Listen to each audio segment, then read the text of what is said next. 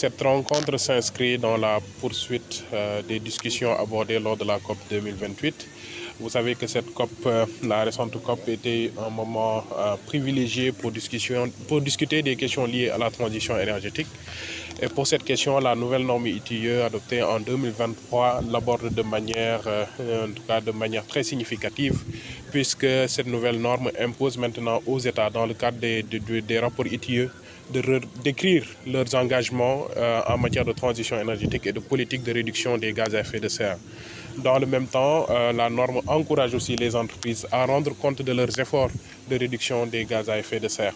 Et cela constitue un nouveau défi, d'autant plus que c'est une thématique plus ou moins nouvelle pour les membres du comité, raison pour laquelle nous avons tenu à organiser cette activité avec nos partenaires. Ce qui est attendu, c'est de mieux sensibiliser d'abord les membres du GMP. Nous espérons que ces discussions auront un impact sur notre façon, en tout cas, d'aborder les rapports à venir.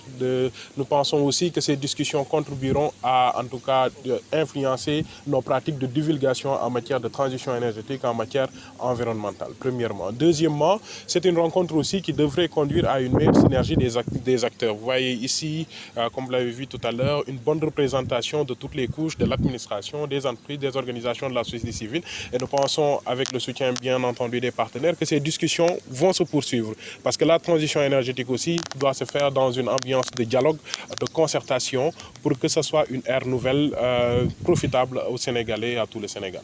Il a été constaté depuis quelques années une accélération des demandes de permis d'exploration ou d'exploitation de ce qu'on appelle les minéraux critiques.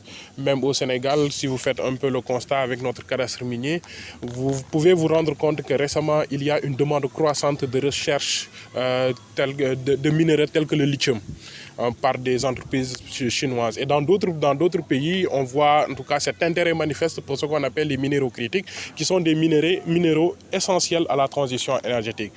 Cette accélération de cette demande conduit parfois à une accélération des procédures et ce qui favorise des pots de vin, des pratiques de corruption. Et dans d'autres pays, on a pu renseigner, en tout cas l'ITIE a pu renseigner des cas de corruption de pots de vin pour soit avoir accès à ces ressources-là. Et ces pratiques conduisent à saper la confiance du public en la transition énergétique. Déjà, le passage aux énergies fossiles est très difficile parce qu'il y a encore une perception plus ou moins négative des énergies renouvelables. Mais si en plus de cela, les cadres de gouvernance ne sont pas améliorés, ça peut saper la confiance du public, raison pour laquelle il est fondamental pour l'ITIE de renforcer sa surveillance pour que cette course aux minéraux critiques ne se fasse pas au détriment des exigences de bonne gouvernance.